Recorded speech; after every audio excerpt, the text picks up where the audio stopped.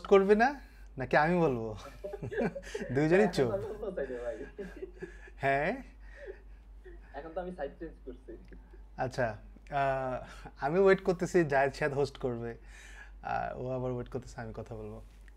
আচ্ছা ঠিক আচ্ছা আছে, আমি স্টার্ট শুরু করি। ওকে। এখানে জায়েদ সাদ, তার জায়েদ সাদ হচ্ছে আমাদের শিখ বিষয়তে আগে কোঅর্ডিনেটর ছিল। এখন আচ্ছা, আমার পরিচয় দিয়ে, আমার নাম হচ্ছে ফরিদ হোসেন রনি, আমি শেখ বিশ্ববিদ্যালয়ের কো-ফাউন্ডার এবং হেড অফ এডুকেশন হিসেবে আছি। এখানে মেন্টরিং করছি শপিফাইয়ের উপরে, আর মার্কেট প্লেসে কাজ করছি আপওয়ার্কে, top rated plus freelancer. But plus এখন নাই, একটু ডাউন হয়েছে, এটা এক সপ্তাহ লাগবে রিকভার করতে। আপ ডাউন থাকে মার্কেট প্লেসে, তো ওই কারণে হচ্ছে লাস্ট 1 উইক 2 উইকস বলা যায় আমার একটু জব কম, মানে আমি ভিডিও কম করতেছি। কারণ এটা যেটা যেহেতু প্রোফাইল একটু ডাউন হয়েছে, আমার আসলে ফোকাস হচ্ছে ক্লায়েন্টের যেগুলো অলরেডি রানিং ক্লায়েন্ট আছে সেগুলো যত তাড়াতাড়ি সম্ভব হচ্ছে প্রবলেম সলভ করা, ওদের ভালো ছিল। কাজগুলো ডেলিভারি করা। এবং এরপরে আবার যখন অ্যাকাউন্টটা আবার টপ রেটেড হয়ে যাবে, ব্যাচটা পাবো প্লাসটা, তখন আবার অ্যাক্টিভ হব। মাঝখানে একটু ঘুমের মধ্যে আছে আর কি। তা আজকে থেকে বিট করা শুরু করে দিচ্ছি, আমি জানি না কী অবস্থা। আর এখানে জাহিদ সাদ আছে, ও মার্কেট প্লেসে কাজ করতো, আচ্ছা এখন আমি অ্যাক্টিভলি হচ্ছে আমি বলি লোক। ভাই। হ্যাঁ আচ্ছা, ওকে ঠিক আছে, তুই বল। Okay, আমি হচ্ছে আসসালামু আলাইকুম, আমি জাহিদ চাঁদ ফ্রম শিখবে সবাই, এখন বলা যাচ্ছে না। তো আমি হচ্ছে যে এজ এ এডুকেশন কোঅর্ডিনেটর শিখবে সবাই ছিলাম, কারেন্টলি হচ্ছে এজ এ ওয়েব ডিজাইনার কাজ করছি বাংলাদেশ একটা কোম্পানিতে, one ICT, one information and communication technology, plus হচ্ছে আরেকটা ইউকে বেসড কোম্পানিতে এজ এ প্রোডাক্ট ডিজাইনার কাজ করছি, একটা রিক্রুটমেন্ট সিআরএম ক্রিয়েট করতেছি আমরা। তো আর যেটা রনি ভাই বললো, রনি ভাই হচ্ছে যে অ্যাক্টিভলি মার্কেট প্লেসে কাজ করে। আমার ক্ষেত্রে যেটা হয় যে আমি মার্কেট প্লেসে খুব বেশি অ্যাক্টিভলি লেগে থাকতে পারি না, অথবা আই ডোন্ট নো, আমার এটাতে হয় না কখনো। তো আমি লোকাল মার্কেটে আলহামদুলিল্লাহ কাজ করতেছি, প্লাস হচ্ছে রিমোট এন্ড লোকাল জবগুলোতে ভালো কাজ করতেছি আর কি, আলহামদুলিল্লাহ। এখন আর হচ্ছে যে জাহিদ সাদ তো আগে, তুই আমার স্টুডেন্ট ছিলি, ব্যাচ নাম্বার মনে নাই। হ্যাঁ, ওই ব্যাচে ব্যাচ হচ্ছে এসএমপি 57। 57, ওই ব্যাচে সাকসেসফুলি অনেক হ্যাঁ, ফ্রিল্যান্সার বেরিয়েছিল। অনেক, একজন আপু ছিল, আলহামদুলিল্লাহ। উনি ফারহানা নাম, উনি তো একটা এজেন্সিও করছিল, এখন জানি না কি অবস্থা। আর তুই করছিস হচ্ছে ফুল স্ট্যাক কোর্স, বাট এখন আসিস হচ্ছে ইউআই ইউএক্স, মানে এটা একটু আমি জার্নিটা একটু শেয়ার ভাইয়া করতে হবে। মানে অনেক কিছু করছি আর কি। তো যেটা দেখা যাচ্ছে আমি ইউআইএস করছি, শুরু করছি ওয়েব ডিজাইন এন্ড ডেভেলপমেন্ট দিয়ে আপনার সাথে। তারপর হচ্ছে শপিফাইতে কাজ করছি মোটামুটি একটা কোম্পানিতে 2 বছরের মতো। এন্ড তারপর হচ্ছে আই ডোন্ট নো রায়ান ভাই আমার মধ্যে কি দেখছে, ভাই হচ্ছে যে বলা যায় এক কথা, ভাই হচ্ছে জোর করে আর কি ইউআইএক্স এর কোর্সটাতে এনরোল করাইছিল। এন্ড ওই যেই 6 মাস আমি কোর্স করছি, ভাই এমন কোনো দিন নাই যে অফিসে ঢুকে জিজ্ঞেস করে নাই যে স্যার কাজের আপডেট কি। তো এটা দেখা গেছে যে ফার্স্টে 2-1 সপ্তাহ হয়তো দুষ্টামি করছে, ভাই হয় না এই সেই করছি। তো পরে যখন দেখলাম যে না, এই লোক অনেক সিরিয়াস, আমার প্রত্যেকদিন জিজ্ঞেস করে, আমি প্রত্যেকদিন মিথ্যা কথা বলাটা একটা ঝামেলা হয়ে যায়। তো তখন থেকে যে সে কাজ করা শুরু করা, আলহামদুলিল্লাহ এই জিনিসটাতে বলা যায় ভালো মজা পাইছি। তো এখন আলহামদুলিল্লাহ লাস্ট 2 বছর ধরে ইউএক্স এই কাজ করা হচ্ছে। তো আর রনি ভাইয়ের মানে শুরুটা রনি ভাইয়ের হাত ধরে, এখানে বলতে পারি যে রনি ভাইয়ের একটা ইমেন্স একটা কন্ট্রিবিউশন আছে। আর ওই আমি আমার এখনো মানে ক্লিয়ারলি মনে আছে যে আমি এপ্রিলের 15 তারিখ ব্যাচ শুরু করছিলাম, ক্লাস শুরু করছিলাম। তো ওইখানে রনি ভাই একটা কথা বলছিল, যেটা হচ্ছে যে আহ, হাঁকাও হাঁকাও দেখাবি, শুধু সব দেখাবি যতক্ষণ পর্যন্ত জিনিসটা না পারতেছ। তো এটাতে দেখা যায় যে আমি যখন দেখাই জিনিসটা, আমার নিজের উপর একটা প্রেশার ক্রিয়েট হয় যে আমি তো জিনিস দেখাই ফেলাইছি, এখন আমি তো এটা পারি না, এখন তো আমার এই জিনিসটা শিখতে হবে। তো কি ওইটা বলছিলাম আমি বুঝি এই নাই, জিনিস, শুরুতে কি বলছিলাম? হাকাও এটা হচ্ছে যে ভাই আর কি শো অফ করতে বলছেন আর কি প্রচুর। তো মানে প্রচুর শো অফ ব্র্যান্ডিং। করতে বলছেন। হ্যাঁ, ব্র্যান্ডিং না, মানে বলা যায় শো অফ আর কি। ব্র্যান্ডিং তো একটা জিনিস যে আমি পারি জিনিসটা, এখন যেটা হচ্ছে যে আমি যেটা পারি না ওইটাও আমি বলতেছি যে আমি পারি। তো ওই অনেক সময় দেখা গেছে তখন যদি আমার নিজের মধ্যেই তো একটা জিনিস চলে আসে যে আমি তো জিনিসটা দেখাইলাম, এখন যদি না পারি আমার মানুষজনটা কই থাকবে। তো ওইটা থেকেও হচ্ছে যে জিনিসগুলো শেখা শুরু করছি। এখন আলহামদুলিল্লাহ এখন অনেক কিছু শেখার বাকি, তো আলহামদুলিল্লাহ কাজ করতেছি এখন আর কি। আচ্ছা, আমাদের আসলে টপিকটা একটু ভিন্ন, আমরা ইনিশিয়ালি ডিসকাশন করলাম। টপিকটা হচ্ছে অ্যাজ এ সোলো ডিজাইনার হিসেবে, মানে আপনি যেমন আমি মার্কেট প্লেসে কাজ করছি অ্যাজ এ ফ্রিল্যান্সার হিসেবে, যেখানে ফ্রিল্যান্সার মানেই হচ্ছে সে সিঙ্গেল পার্সন হিসেবে কাজ করতেছে, বাট মার্কেট প্লেসে তো এজেন্সি ক্রিয়েট করা যায়, এজেন্সি হিসেবে কাজ করা যায়, তখন টিম ওয়ার্ক করা যায়। টিম ওয়ার্ক করলেও কিন্তু দেখা যায় যেহেতু এটা অনলাইনে হয়, অফলাইনে হলেও কি অনলাইনে হলেও কি ক্লায়েন্টের প্রজেক্টগুলো দেখা যায় ইন্ডিভিজুয়ালি চ্যালেঞ্জগুলো নিতে হয়। আর আমার ক্ষেত্রে আর একটা বড় চ্যালেঞ্জ হচ্ছে আমি নিজেই হচ্ছে মেন্টরিং করি। তো আমি যখন কোনো চ্যালেঞ্জ ফেস করি, ডিজাইন হোক বা ডেভেলপমেন্ট হোক, কোডিং রিলেটেড হোক, আমি কিন্তু সব কারো কাছ থেকেই কখনো হেল্প নেই না। নিলেও খুব কম কিছু মানুষ, গুটি কয়েক মানুষ যাদের কাছে আসলেই মনে হয় যে ওকে নক করলে প্রবলেম সলভ হবে, সে হেল্প করবে কিনা সেটা নিয়ে আমি কখনো ইয়া করি না, কারণ আমি জানি কোনো ব্যক্তিকে যখন আমি নক করব সে যদি কাজ জানে সে আমাকে রিপ্লাই দিবেই এবং সলিউশনটা দিবে। এই বিশ্বাসটুকু আছে অন্তত আমার যারা লার্নার আছে আমার এনভায়রনমেন্টে, আমি যাদেরকে চিনি তারা প্রত্যেকেই অনেক বেশি সাপোর্টিভ। সো যখনই নক করি তারা আমাকে রিপ্লাইটা দেয়, না হলেও দেয়, আর হলেও তো অবশ্যই টাইম দেয়। ইভেন গুগল মিটে এসেও আমাকে সলভ প্রবলেমগুলো দেয়। আমি যে প্রবলেম ফেস করি না এমন না, আমার ক্ষেত্রে এটা হয়। কিন্তু জাহিদ যেহেতু একটা কোম্পানিতে জব করে, অফিসে যে জব করে, ওখানে টিম মেম্বার কীরকম এবং নেটওয়ার্কিংটা মানে ওখানে টিম ওয়ার্কটা কেমন হয়? আচ্ছা, আমার ক্ষেত্রে যেটা হয় যে আমি ধরেন আমি যেহেতু দুইটা জব করতেছি, একটা রিমোট একটা অফলাইন। অফলাইনে যেটা হয় যে যখন অফিসে যাচ্ছি সব পুরা আমার ধরেন আমি ডিজাইনার একা, কিন্তু আমার ইঞ্জিনিয়ারিং টিম আছে, সেলস টিম আছে, ম্যানেজমেন্ট টিম আছে। তো ওনাদেরকে জিনিসটাতে সামনাসামনি পাচ্ছি। যখনই কোনো কোয়েরি আমার করতে হয়, কোনো প্রবলেম আসে, তো আমি তাদের সাথে বসে ওয়ান টু ওয়ান ডিসকাস করতে পারি। আবার অন দা আদার হ্যান্ড হচ্ছে যে আমার রিমোট যে জবটা আমি করি সেখানে হচ্ছে যে আমার টিমের একটা পার্ট বাংলাদেশে, একটা পার্ট ইউকে তে, একটা পার্ট ফিলিপাইনে। তো আমার হচ্ছে যে তিনটা ডিফারেন্ট টাইম জোন মেনটেন করতে হয়। আবার প্লাস হচ্ছে যে তিনটা ডিফারেন্ট ক্যাটাগরি মানুষের সাথে কথা বলতে হয়। আবার যখন আমি ক্লায়েন্ট অথবা ইউজার হ্যান্ডেল করতে যাই, তখন ইউজার যে আমার কোন টাইম জোন থেকে আসতেছে, কোন জোন থেকে আসতেছে, I don't know about that. তো ওই জিনিসগুলা হ্যান্ডেল করার জন্য আমি, এটা সেট অফ রুল না, আমি যে জিনিসটা করতেছি আমি ওই জিনিসটা আপনাদের শেয়ার করতেছি, হয়তো অন্যান্য মানুষজন অন্যান্য ভাবে শেয়ার করে। তো আমি যদি আমার অফিসেরটা বলি, লাইক আমি চেষ্টা করি যে অফিসে আমার একটা টিম লিড আছে। তো অফিসেরটা ক্ষেত্রে টিম লিড হচ্ছে যে প্রবলেম গুলা, টিম লিড জেনারেলি আমার ম্যানেজমেন্ট হ্যান্ডেল করে। তো ম্যানেজমেন্ট থেকে হচ্ছে যে অথবা ইউজার এন্ড থেকে সে হচ্ছে যে প্রবলেম গুলো নিয়ে আসে, দেন ওই ইউজার গুলো আমাকে ওই টিম লিড খুঁজে দেয়। তো আমি তাদের সাথে ওয়ান টু ওয়ান বসে অথবা টিম লিড সহ মিটিং এ বসে ওই কি সমস্যা অথবা কি প্রবলেম তারা ফেস করতেছে অথবা কি সলিউশন তারা চাচ্ছে, ওই সলিউশনটা আমাদের যে কারেন্ট একটা ইআরপি ওরা ইউজ করতেছে ওটার ভিতরে আমরা কিভাবে ইমপ্লিমেন্ট করতে পারি। তো এই জিনিসগুলো নিয়ে ওয়ান টু ওয়ান ডিসকাশন হইতে পারে বা রিপিটেটিভ ডিসকাশন হইতে পারে। দেন আফটার ডিসকাশনের পরে আমরা একটা সলিউশনে আসতে পারি। সলিউশনের পরে গিয়ে হচ্ছে বাকি কাজটা যেটা হয়। আর যদি রিমোট টিমের কথা বলি, রিমোট টিমের আমি মেইনলি রিমোট টিমটার কথাই শেয়ার করি, কারণ অফিসে আমি ডিজাইনার সোলো হলো, আমার অনেক অন্যান্য টিম মেম্বাররা আছে। তো সেক্ষেত্রে আমি জিনিসগুলো খুবই স্মুথলি হ্যান্ডেল করতে পারি। তো আমি যেহেতু রিমোট টিমটাতে যেটা হয় যে আমার ইঞ্জিনিয়ারিং টিমটা এক পার্টে, স্টেক হোল্ডার টিমটা এক পার্টে, তারপর হচ্ছে কাস্টমার সাকসেশন ম্যানেজার আরেক পার্টে। যেহেতু আমার এখানে কোনো পিএম নাই, মানে প্রজেক্ট ম্যানেজার নাই, তো সেক্ষেত্রে আমি যখনই একটা ইস্যু অ্যারাইজ হয় অথবা নতুন একটা ফিচার আমার ইন করতে হয়, দো আমার এখন নতুন ফিচার ইউজার এন্ড থেকে নতুন ফিচার কোনো রিকোয়েস্ট আসে না, কারণ হচ্ছে যে আমরা টোটালি এখন এমবিপি নিয়ে কাজ করতেছি, হয়তো আমরা 1-2 মাসের মধ্যে লঞ্চ করব। তো এমবিপি যেটা হয় যে আমাদের যখনই আমরা কোনো একটা নতুন ফিচার চিন্তা করি, আমাদের দুইবার চিন্তা করতে হয় যে এই ফিচারটা আমি যখন দিচ্ছি আদৌ এটা আমার যে ইউজার বেসকে টার্গেট করে আমি জিনিসটা বানাচ্ছি ওরা নিবে কিনা, কারণ আমি অ্যাকচুয়ালি এখন টেস্ট করতে পারতেছি না, আমার হাতে অ্যাকচুয়াল ইউজার নাই। আমি এমবিপি আফটার এমবিপি যখন লঞ্চ করব তখন হয়তো আমার কাছে অ্যাকচুয়াল ইউজার আসবে, তখন আমি এই জিনিসগুলো, তো আমি যেটা করি যে আমার যে টিমমেটরা আছে, যে কোনো একটা সলিউশন আমি যখন ডিজাইন করি তখন হচ্ছে তাদেরকে দেই টেস্ট করতে। তো তারা টেস্ট করে যখন অ্যাপ্রুভ করে তখন মেইনলি টেস্টটা হচ্ছে কাস্টমার সাকসেশন ম্যানেজার যে আছে সে করে, কারণ হচ্ছে সে ফুললি কাস্টমারদের ফেস করে। তো সে অ্যাপ্রুভ করে দিলে হচ্ছে যে আমি ইঞ্জিনিয়ারিং টিমকে দেখাই। তো ইঞ্জিনিয়ারিং টিম আবার হচ্ছে যে ওখানে কিছু ফিডব্যাক দেয়, কারণ হচ্ছে দেখা গেছে যে ওদের একটা টেকনোলজিক্যাল ব্যারিয়ার আছে, ওরা একটা সার্টেন টেকনোলজি ইউজ করতেছে।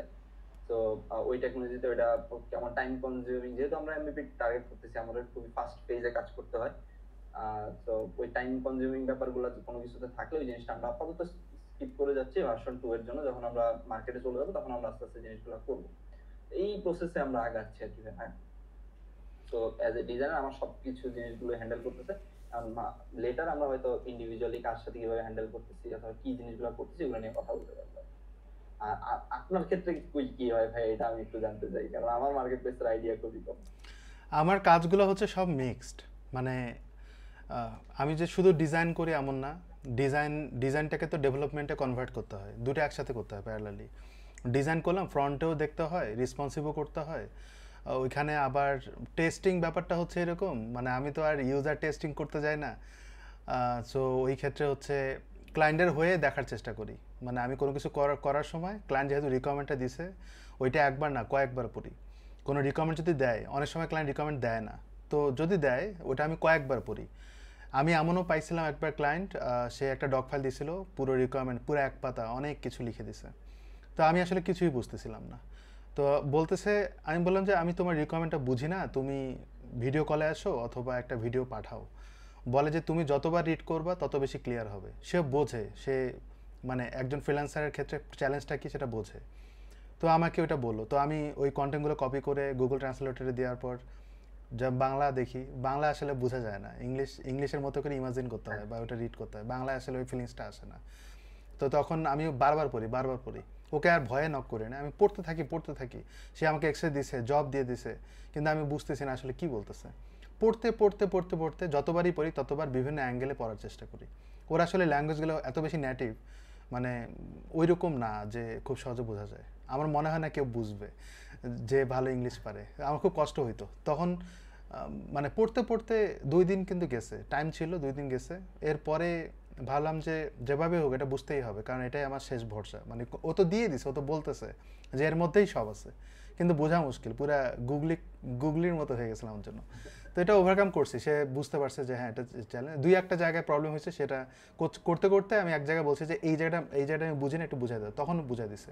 ও বুঝতে পারছে যে হ্যাঁ এটাও তাহলে এটা হয়। এটা সবসময় আসবে না এরকম চ্যালেঞ্জ, ওই ক্লায়েন্ট একটু ওইরকম ছিল আর কি, একটু ঘাউরা ছিল। ও চাইলেই কিন্তু একটু বুঝাই দিতে পারতো সময় নষ্ট না করে। আর একটা জিনিস হচ্ছে, এই যে বল। না না ভাই, বিশেষ করে আর একটা জিনিস হচ্ছে, এটা আমি রিসেন্টলি একটা কাজ করতেছি, সেটা অনেক আমি পোস্টও দিয়েছিলাম কয়েকদিন আগে, ফুজি বার নিয়ে। ওইখানেও কিন্তু এরকম একটা প্রবলেম হয়েছিল, একটা ছোট প্রবলেম, সেটা সলভই হয় না। হ্যাঁ, সে সে যেভাবে চায় সেভাবে আসে না, কারণ ওইখানে জাভাস্ক্রিপ্ট দিয়ে, কখনো সিএসএস দিয়ে করছি, কখনো জাভাস্ক্রিপ্ট দিয়ে করতেছি, ডায়নামিক কাজ শেষ, কিন্তু ডিজাইনে প্রবলেম হচ্ছে। তো আমি চ্যাট জিপিটি হেল্প নেই, চ্যাট জিপিটি যেরকম চাই ও বোঝে না, বারবার বললেও দেখা যায় অন্য অ্যাঙ্গেলে নিয়ে যায়। মানে কমান্ডটা আমার হয়তো ভালো হয় না, বা আমার কাছে মনে হচ্ছিল যে আমি এমনি হুদাই ওকে কোশ্চেন করতেছি, ওকে ডিস্টার্ব দিচ্ছি আর কি। মানে ওইটা আসলে আমাকে থিঙ্ক করতে হবে, আমাকে সলভ করতে হবে। তো আমি যে টাইমটা ওয়েস্ট করতেছি, আওয়ারলি জব তো, যত বেশি টাইম ওয়েস্ট করবো সেটা তো ক্লায়েন্টের লস। তো আমি এরপরে মানে এত বেশি ফ্রাস্ট্রেটেড ওই প্রবলেম সলভ না হওয়ার কারণে, আমি বাধ্য হয়ে কী করেছি, ট্র্যাকারই অফ করে শুরু করে দিয়েছি। 2 দিন এরকমই গেছে ট্র্যাকার অফ করে, কারণ ক্লায়েন্ট তো পরে দেখবে যে আমি তো ওইটার জন্য আমাকে ফিডব্যাক খারাপ দেবে। আমার টাকার থেকে বেশি ইম্পর্টেন্ট হচ্ছে গুড ফিডব্যাক। তো ওই জন্য আমি কি করলাম, আমি যে 2-3 দিন ওয়েস্ট করলাম, এবং তাকে আমি বলে দিই যে ট্র্যাকার আমি কিন্তু ইউজ করতেছি না, কারণ আমি এখানে অনেক বেশি টাইম ওয়েস্ট করতেছি। কালকেও আমি একই কথা বলছি, কালকেও এরকম প্রবলেম হয়েছিল। তো ফাইনালি কিন্তু ডান, কালকে রাতে ডান হয়েছে, কালকে রাত 3টার মধ্যে কাজ করতে হয়েছে। তো এর আগে যে ওই প্রবলেমটা হয়েছিল, আমি যে সময় নষ্ট করছি, এটার জন্য আমাকে একটা ভিডিও বানাইতে হয়েছে যে আমি এই জায়গাটা এই প্রবলেম ফেস করছি, এই জন্য আমার এই টাইমটা লাগছে। স্ক্রিনশট, তারপর ভিডিও রেকর্ড, যা যা দরকার সব কিছু করে দেই। আমি কিন্তু ক্লায়েন্টকে এই জায়গাটা মানে আমি আসলে পারতেছি না কি পারতেছি, এটা আসলে আমার এন্ডে প্রবলেম নাকি আসলে সিস্টেমের প্রবলেম, এগুলো বোঝাইতে হয়। ক্লায়েন্ট যাতে না বোঝে আমি পারি না, ক্লায়েন্টকে সবসময় আমি পারি, এবং এটা এই প্রবলেম, এটা সিস্টেমের প্রবলেম, এই জন্য সময় লাগতেছে, আমি ট্রাই করতেছি, এবং আমি জানি যেটা হবে, কিন্তু আমি হয়তো আসতেছে না আমার, কিন্তু আমি সলভ করে ফেলি। ডিজাইনে যত রকম ওয়েবসাইটে যত কঠিন ডিজাইন হোক না কেন, যেমনই ডিজাইন হোক না কেন, আমি চ্যালেঞ্জ নিতে পারি, ডিজাইনের সমস্যা নেই। বা ডেভেলপমেন্টে দেখা যায় কোয়েরিতে বা কোডিং রিলেটেড এগুলোতে একটু সমস্যা হয়। তারপরেও এ পর্যন্ত আলহামদুলিল্লাহ শপিফাইতে যে যতদিন ধরে কাজ করতেছি, আমি কখনো কোনো জায়গায় এখন পর্যন্ত আটকাইনি। এটা মানে রিজিক বলা যায়। আমি আটকাইনি কখনো, ক্লায়েন্টের যে কোনো প্রজেক্টে হোক না কেন, যে জায়গাটায় হোক না কেন, আমি ওভারকাম করছি। এবং এইখানে যে শুধু আমি নিজে নিজে সলভ করছি এমন না, আমার এমনও অনেক স্টুডেন্ট আছে যারা ডেভেলপমেন্ট অনেক ভালো, তাদেরকেও নক করছি, তারা মাঝে মাঝে লিঙ্কডইনে পোস্ট দেয়। এই ব্র্যান্ডিং কিন্তু খুব ইম্পর্টেন্ট। দেখেন লিঙ্কডইনে কিন্তু তারা পোস্ট দেয়, তারপর ফাইবারে পোস্ট, ফেসবুকে পোস্ট দেয়, এবং মাঝে মাঝে তো আমাদের শিল্প সভায় কমিউনিটিতেও পোস্ট দিত। তো এই কারণে তাদেরকে আমি মার্ক করে রাখি, এবং যে যেই প্রবলেম বোঝা যায়, ফিল হয় যে না একে নক করলে প্রবলেমটা সলভ হবে, তো এইভাবে আমি হেল্প নেই। তো ব্র্যান্ডিং অনেক ইম্পর্টেন্ট। এবং আমার সাথে কিন্তু আরও 2-3 জন মেম্বার কাজ করে শিখবে সবের, দুইজন স্টুডেন্ট আর একজন আমাদের শিখবে সবের স্টুডেন্ট না, কিন্তু তবুও তাদের সাথে কিন্তু আমার কোলাবোরেশন হয় এবং তারা কিন্তু আমার সাথে কাজ করে মার্কেট প্লেসের।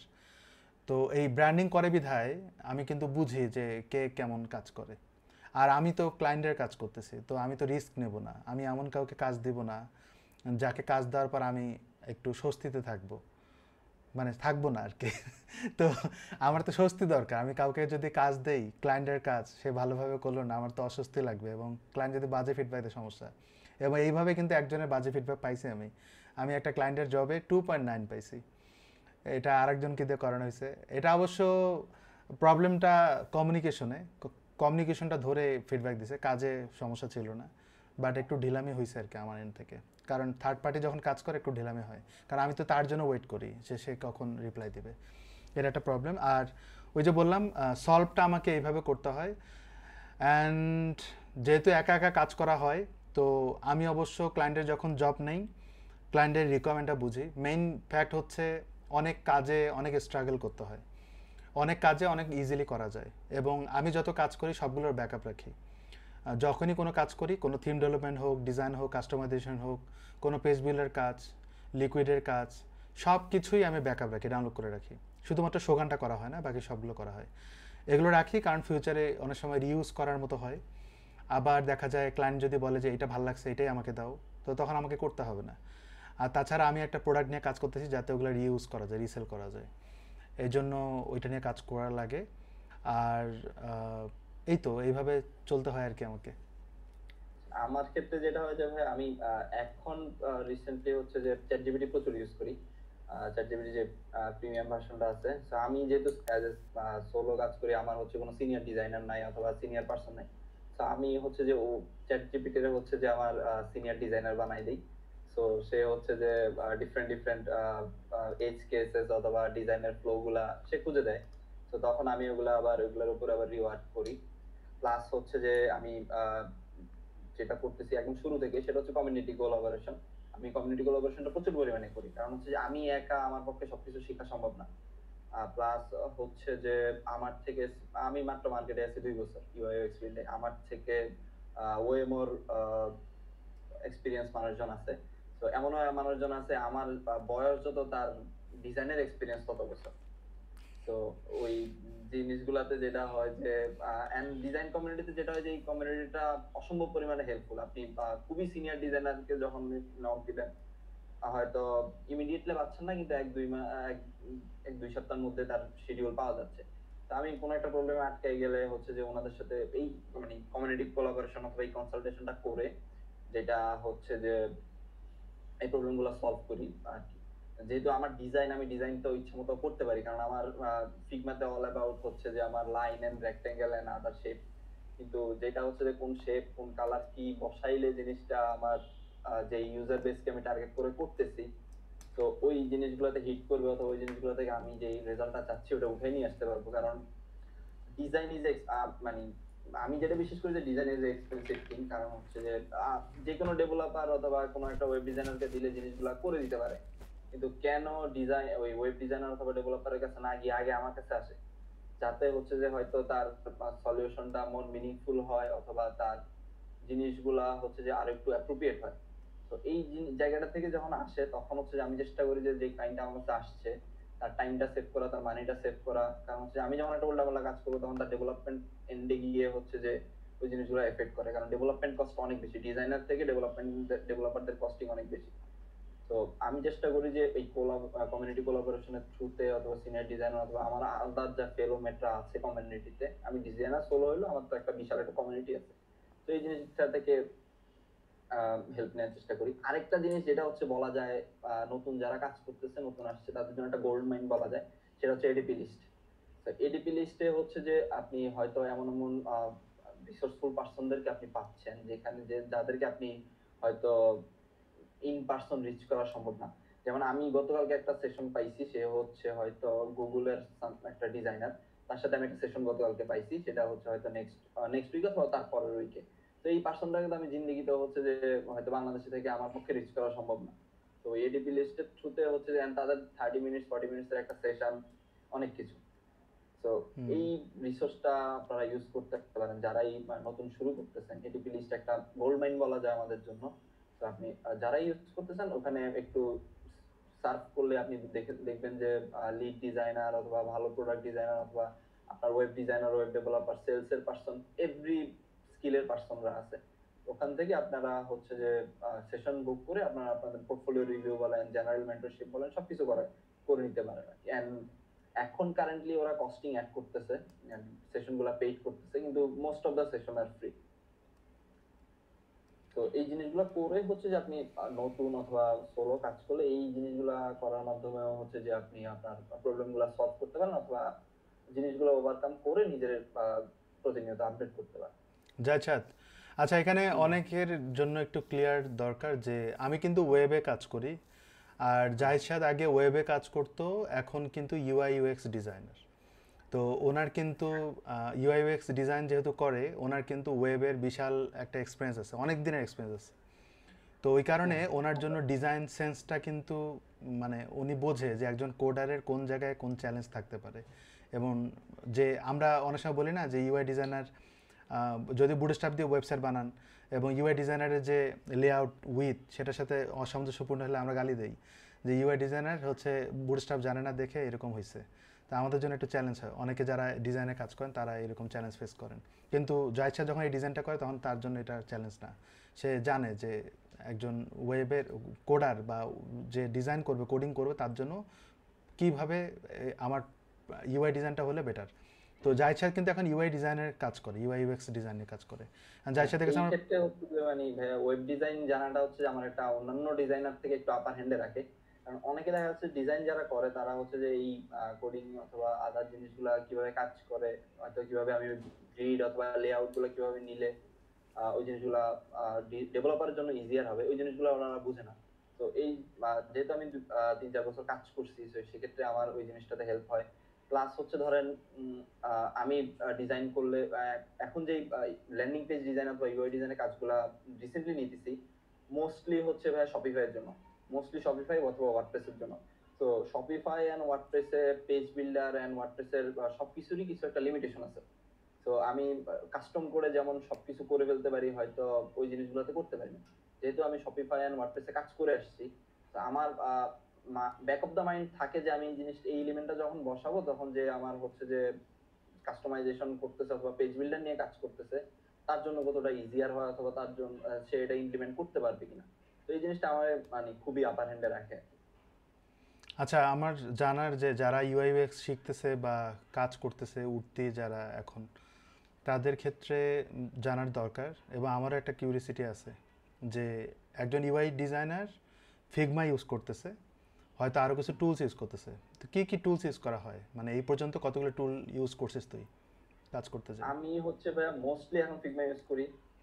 ফিগমা প্লাস আগে এক্সডি ইউজ করতাম, এখন মোস্টলি ফিগমা ইউজ করি। আর তারপর হচ্ছে যে একটা টাইমে হচ্ছে আমার আহ, সবকিছু গোছানোর জন্য মিরো ইউজ করতাম, এখন মিরো লাগে না, কারণ হচ্ছে ফিগমারই ফিগজেম চলে আসছে। তারপর হচ্ছে যে টুকটাক এডিটের জন্য ফটোশপ ইউজ করি অথবা ইলাস্ট্রেশনের জন্য মোস্টলি হচ্ছে এখনো হেভিলি আমি ইয়া ইউজ করি, ইলাস্ট্রেটর ইউজ করি। এই টুলগুলো ইউজ করি। প্লাস হচ্ছে যে রিসেন্টলি আমি নোশন ইউজ করা শুরু করছি। নোশনে যেটা হয় যে আমার আমি আগে ডকুমেন্টেশন করতাম না, কিন্তু এখন দেখলাম যে আমি দুই ডকুমেন্টেশন মাস তো আগে কি লাগবে। ডিজাইন, হ্যাঁ 2 মাস আগে কি ডিজাইন করছি, এখন হচ্ছে অনেক সময় দেখা গেছে ওটার কনটেক্সট আমি বলে যাই। তো ওই জিনিসগুলোর জন্য আমি রিসেন্টলি হচ্ছে যে নোশন ইউজ করা শুরু করছি। ফিগমারই অল্টারনেটিভ আরেকটা টুল আসছে, আমি এটা 2-3 বার ইউজ করছি, আমার নামটা মনে ফ্রেমার নাই। ফ্রেমার ওইটা না, না, ফ্রেমার না, ফ্রেমার আমি এখন শুরু করি না। ইনশাল্লাহ আমি হয়তো ফ্রেমার জানুয়ারি থেকে শুরু করব। ফ্রেমার অথবা ওয়েবফ্লো কিছু একটা আমি শুরু করব। কারণ ফ্রেমার এন্ড ওয়েবফ্লো ভালো মার্কেট রিঅ্যাক্ট করতেছে। এন্ড যারা ইউআই ইউএক্স কাজ করতেছে মোস্টলি সবাই মোস্টলি ফ্রেমার অথবা ওয়েবফ্লো কোনো একটা দিকে যাচ্ছে। কারণ ফ্রেমারে অলসাম লেভেলের হচ্ছে যে অ্যানিমেশন করা যায় অথবা মোশন অ্যানিমেশন গুলো অথবা এই জিনিসগুলো হয়। তো আমি এখনো এটা এক্সপ্লোর করি নাই, ইনশাল্লাহ এটা এক্সপ্লোর করব। আমি মোস্টলি এখন ফিগমা, ফটোশপ, ইলাস্ট্রেটর ইউজ করতেছি, মিরো অথবা নোশন ইউজ করতেছি। হুম। আরো কিছু টুল হেয়ার এন্ড দেয়ার ইউজ করা হয় প্রজেক্ট ম্যানেজমেন্টের জন্য, যেমন আমি ট্রেলো ইউজ করি। তারপর হচ্ছে গিটহাব প্রজেক্ট ইউজ করতেছি। আমি ভেরিয়াস জায়গায় ভেরিয়াস রকম ইউজ করা হইতেছে। ট্রেলো হচ্ছে প্রোডাক্ট ম্যানেজমেন্টের জন্য, মানে প্রজেক্ট ম্যানেজমেন্টের জন্য ইউজ করা হয়। প্রজেক্ট ম্যানেজমেন্টের জন্য আমি মেইনলি কোলাবোরেশন অথবা এই জিনিসগুলোর জন্য। আমি ইউজ করতাম, এটা ক্লায়েন্ট, এটা আসলে ক্লায়েন্ট থেকে রিকমেন্ড আসে হ্যাঁ, যে আবার হ্যাঁ, এটা তাদের ডিপেন্ড টিম করে। দেখা যায় আগে থেকে হচ্ছে ট্রেলো ইউজ করে, সেখানে আমাদের ইনভলভমেন্ট থাকলো। অথবা স্ল্যাক, আমি তো স্ল্যাক ইউজ করতেছি অনেকদিন ধরে। মানে ট্রেলো ইউজ করা হয়, এখন বন্ধ কারণ ওইরকম ক্লায়েন্ট নাই। একটা ক্লায়েন্ট আসতেছে আগামী মাসে হয়তো শুরু হবে। আর একটা হচ্ছে স্ল্যাক, তো আমি 1 বছর ধরে একটা ক্লায়েন্টের সাথে ইউজ করি। ইভেন আমার স্ল্যাক এখন পেইড, প্রতি মাসে $8 করে খরচ করতে হয় ওই ক্লায়েন্টের জন্য, একটা ক্লায়েন্টের সাথে কমিউনিকেশনের জন্য। স্ল্যাক একটা ভালো টুল, কারণ স্ল্যাকে আপনি সবকিছু ইন্টিগ্রেট করতে পারবেন। স্ল্যাকে ফিগমা ইন্টিগ্রেট হয়, বিএস কোড ইন্টিগ্রেট হয়। আমি রিসেন্ট এক্সপ্লোর করতেছিলাম, মোটামুটি অনেক কিছু ইন্টিগ্রেট করা যায় স্ল্যাকের সাথে। তো এটা অল তা ইন অল তোর একটা টুল। শপিফাইয়ের যে প্রজেক্ট আসে, তো ক্লায়েন্ট বলে না যে ডেভেলপার লাগবে? শপিফাই ভাইয়া এখন করতেছি না। আমি আমি হচ্ছে যে মেইনলি জাস্ট ল্যান্ডিং পেজ গুলা করি আর কি। আমার হচ্ছে যে অন্যান্য যারা মার্কেট প্লেস থেকে কাজ নামায় তারাই কাজ দিচ্ছে আর কি। তো ওরা আমি অলরেডি কাজ করতেছে। আচ্ছা, আমি এই মাঝে মাঝে হচ্ছে কিছু ক্লায়েন্ট পাই, ওরা ফিগমা ফাইল দেয় যে এটা আমি ইউআই ডিজাইনারকে ডিজাইন করছি, এবং বলে যে তুমি বাজেট কত নেবে। আমি বলি আমার মতো করে এভারেজ একটা বাজেট বলি, কিছু ডেমো দেখায় যে এগুলো তো এরকম বাজেটে কাজ করছিলাম। তো বলে যে না, আমি ইউআই ডিজাইনারকে অলরেডি অনেক বাজেট দিয়ে দিছি, তুমি এটা কম বাজেটে করো।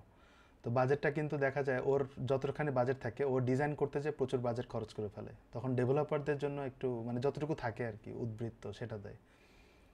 মানে এইটা এটা এটা তো আমার ক্ষেত্রে মনে হয় যে ভাই উল্টা হওয়ার কথা আর কি। কারণ হচ্ছে যে মোস্ট বাজেটটা ডেভেলপমেন্টের জন্য অ্যালটমেন্ট করা থাকে। ডিজাইনারদের খুব বেশি, ডিজাইনাররাও অনেক বেশি চার্জ করে, মানে যারা চার্জ করতে জানে অথবা যারা সেল করতে পারে তারা যারা মার্কেটিং ভালো করতে পারে আলহামদুলিল্লাহ তারা নিয়ে নেয় অনেক। হ্যাঁ, হ্যাঁ। আলহামদুলিল্লাহ ভালো লেভেলের একটা কস্টিং চার্জ করতে পারে। এন্ড হচ্ছে যে কস্টিংটা যে এমন না যে খুব আউট অফ নোয়ার পারে, ওরাও হচ্ছে যে অনেক এফোর্ট দেয়, অনেক রিসার্চ এন্ড আদার ওই জিনিসগুলোর উপর ডিপেন্ড করে ওরা কস্টিং গুলো করে আর কি। আমরা যারা তো ডিজাইনে কাজ করি গাইস, যারা লাইভ দেখছেন, আমরা যারা ডিজাইনে কাজ করি, মানে ওয়েবসাইট ডিজাইন করি, যদি কখনো ফিগমা ফাইল দেয়, তো আপনার তো মানে ঠ্যাংয়ের উপর ঠ্যাং তুলে হচ্ছে কোডিং করা দরকার। কারণ আপনাদের ওই ক্রিয়েটিভিটি এখানে লাগতেছে না। মানে আপনার জাস্ট হচ্ছে কোডিং যে নলেজটা, যেটা ছোটোবেলায় শিখে আসছেন বা ওইটাই বারবার ইউজ করতেছেন। যখন ফিগমা ফাইল পান বা কোনো একটা ডিজাইন ফাইল পান, আপনার কিন্তু ডিজাইন সেন্স নিয়ে চিন্তাই করা লাগবে না, কোথায় কালার দিব, কোথায় কতটুকু প্যাডিং দিব, মার্জিন দিব, সাইজ কী হবে, কী ফন্ট ফ্যামিলিদের ডিজাইনটা ভালো হবে, এগুলো অলরেডি কিন্তু আরেকজনের ব্রেন স্টর্মিং হয়ে গেছে, যা ইচ্ছা কিন্তু ওই জায়গাটায় কাজ করে।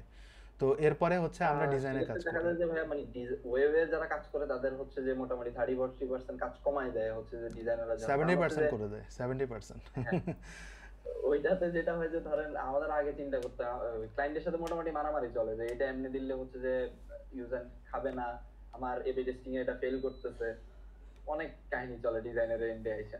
আচ্ছা, এন্ড তুই মনে দেন কর একটা একদম একটা ওয়েবসাইট ডিজাইন করলি প্রথম, তো ক্লায়েন্ট যখন একটা আইডিয়া দেয় যে আমার এরকম একটা প্রোডাক্টের ডিজাইন হবে, তখন ওই ডিজাইন, ওই মাথায় যেটা আসে যে এই ডিজাইনটা এরকম করব, ওইটা আদলে কয়টা ডিজাইন করা হয়? একটা ডিজাইন করা হয়, এবং ক্লায়েন্ট কি ওটা পছন্দ করে, এরকম হয়, বা পছন্দ করলো না? মোস্টলি হচ্ছে ভাইয়া পছন্দ হয় না এমন একবার বা দুইবার হয়েছে, যেটা হচ্ছে যে আমার একটা পেজ হয়তো 13 বার না 14 বার ডিজাইন করতে হয়েছে। কারণ হচ্ছে যে ওই ক্লায়েন্টটা হচ্ছে যে একটা সৌদি ক্লায়েন্ট ছিল, ও কি বলে আমি অর্ধেক কথা বুঝি না। তো ওর কথা বোঝার জন্য আমার আবার মিশরি আরেকজনকে হায়ার করতে হয়েছে, সে হচ্ছে মাঝখানে বসে হচ্ছে যে কথাগুলা বুঝাই দেয়।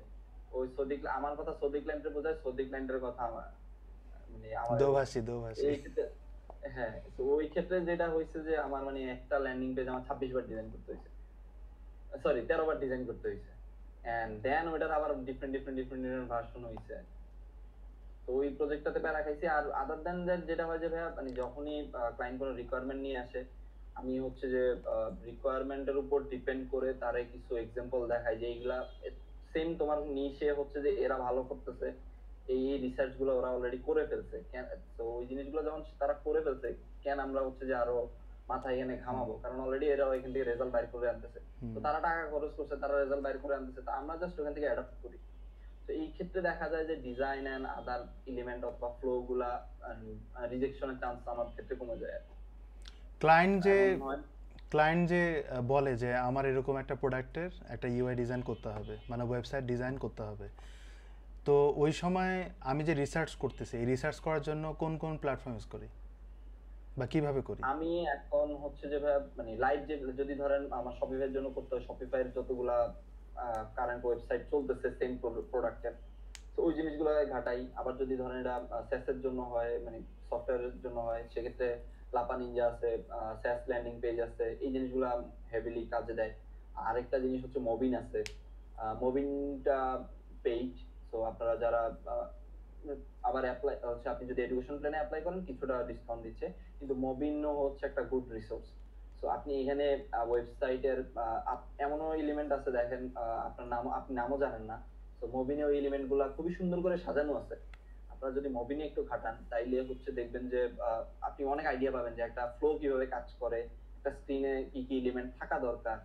তো আমি যতদিন থেকে মবিন ইউজ করা শুরু করছি, আমার কাজ করা অ্যাটলিস্ট 10-20% ইজিয়ার হয়ে গেছে। হেল্পফুল হয়ে গেছে। কারণ হচ্ছে যে আমার ফ্লো নিয়ে চিন্তা করতে হয় না, কারণ ওখানে ফ্লোটা অলরেডি রেডি করা আছে। এন্ড ওই ফ্লো গুলা যারা ক্রিয়েট করছে অথবা যে সফটওয়্যার গুলা চলতেছে, ওখানে বিশাল বিশাল টিম কাজ করে। তো ওই জিনিসটা আমার হয়তো $50 খরচ করতে হয়েছে মবিনের সাবস্ক্রিপশন নেওয়ার জন্য। তো এটা টোটালি worth it। আবার হচ্ছে সার্চ ল্যান্ডিং পেজ যেটা আছে এটা ফ্রি। তারপর হচ্ছে যে আপনার লাপা নিনজা আছে, লাপা নিনজা ফ্রি। তো এই জিনিসগুলা মেইনলি হচ্ছে ল্যান্ডিং পেজের জন্য, এইগুলা ফ্রি।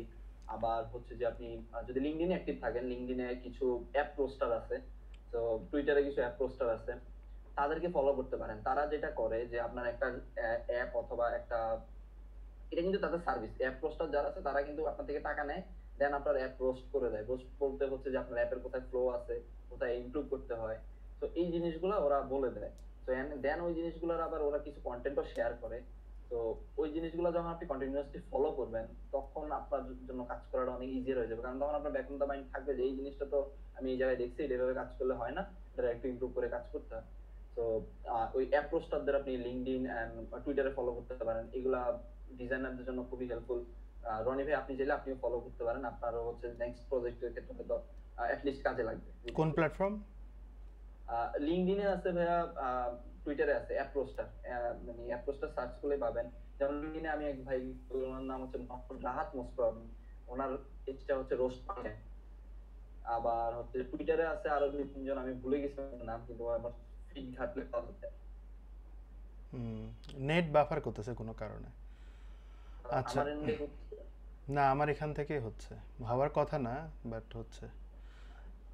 আচ্ছা তাহলে জিনিসগুলো আপনার নতুন প্রজেক্টগুলো, চ্যালেঞ্জগুলো হ্যান্ডেল করতে। আচ্ছা, আমার জন্য তোর কোনো কোশ্চেন আছে নাকি?